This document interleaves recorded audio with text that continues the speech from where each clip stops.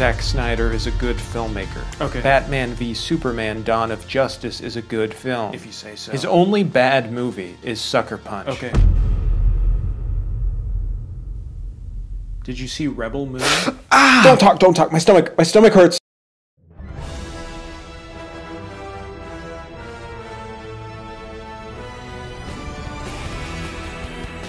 다들 프로레슬링에 대해서 혹시 아시나요?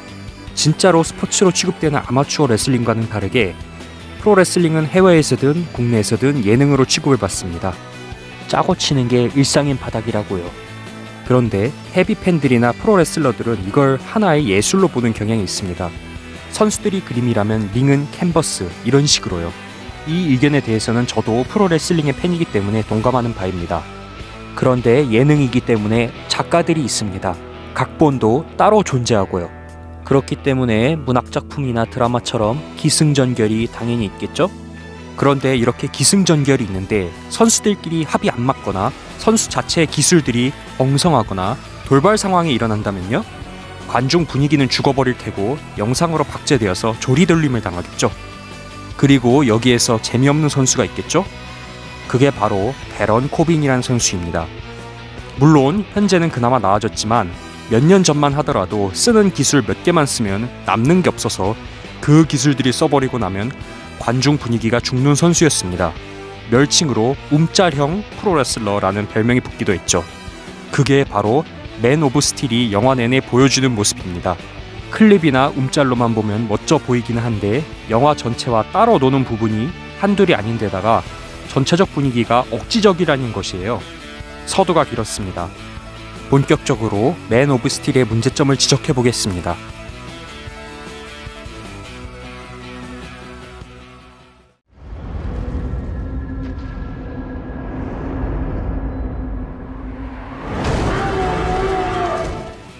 외계 행성하면 다들 온갖 상상을 하죠.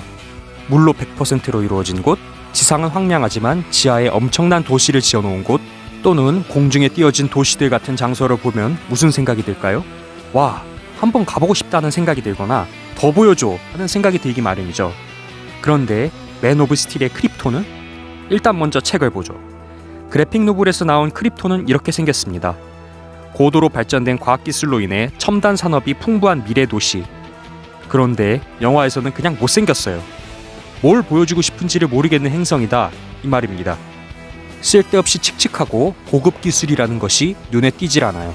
그리고 무엇보다 마이클 셰넌과 러셀 크로우의 연기 대결로 인해서 다 묻혀서 그렇지 기체나 생명체 디자인도 기괴하기 짝이 없습니다. 조드 장군이 추방당하게 되는 우주선은 무언가를 닮게 만들었고,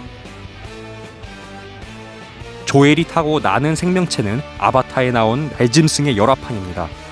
물론 실드 치는 쪽에서는 이렇게 나올 수도 있겠습니다. 멸망 직전이라서 황량하다. 그게요, 맨옵스에서나 저딴 디자인이라서 그렇고 1978년작에서는 이렇게 화려한 크리스탈 행성, 미드 스몰빌에서는 멸망 중임에도 이렇게 아름다운 첨탑식 건물들이 잔뜩 보입니다.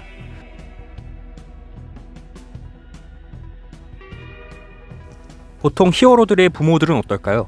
평균적으로 선하죠? 물론 데드맨이나 가이 가드너의 부모처럼 막장인 경우도 있겠지만 대다수는 자식의 귀감이 되는 경우가 많아요. 슈퍼맨의 부모인 조나단 켄트와 마사 켄트는 스몰빌에 사는 소시민이지만 기본적으로 올바름을 추구하는 사람들입니다. 슈퍼맨 시크릿 오리진을 보면 클락을 걱정하면서도 그가 사람들을 구하는 것을 반대하지 않고 어떻게 하면 들키지 않고 사람들을 더 잘 도와줄지 머리를 싸매는 장면들이 나와요. 그런데 한번 맨옵스를 봅시다. 이 장면은 클락이 물에 빠진 스쿨버스를 구출한 뒤의 장면입니다. What was I supposed to do?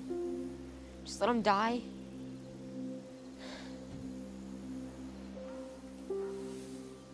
Maybe. 잠깐만요. 제가 잘못 들은 거 아니죠? Maybe. 이게 무슨 소린가요? 아이는 위험에 처한 사람들을 도와주고 싶다는데 이걸 드러내지 말라고 하다니요. 아마도 라는 대사는 정말 끔찍한 대사입니다. 그 아이들이 죽게 놔뒀어야 된다는 말인가요? 아들은 오히려 그 아이들을 구해주고 싶어 했는데 그에 반해 미드 스몰빌에서 나온 장면을 보시죠. Of course I trust you, Clark, But what? I'm old enough to make my own decisions. when you're out on the field, a million things can happen that can affect your judgment. You were meant for much more important things than winning football games. 이거예요.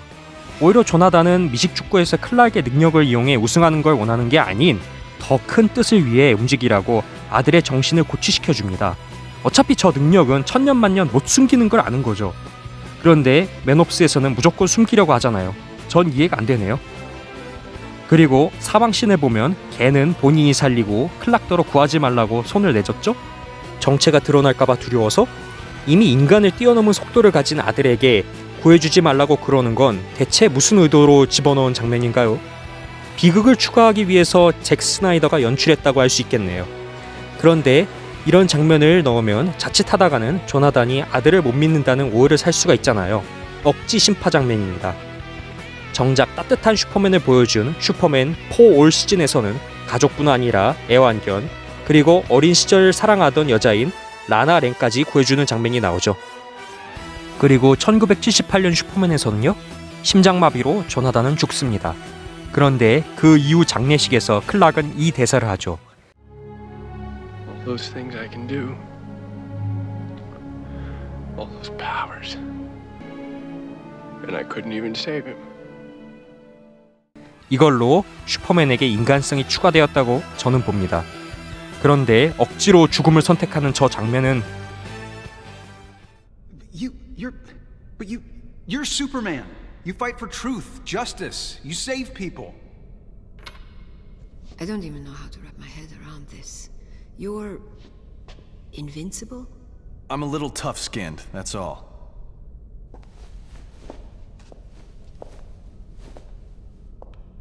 If you stand by and do nothing, you are as bad as the Nazis.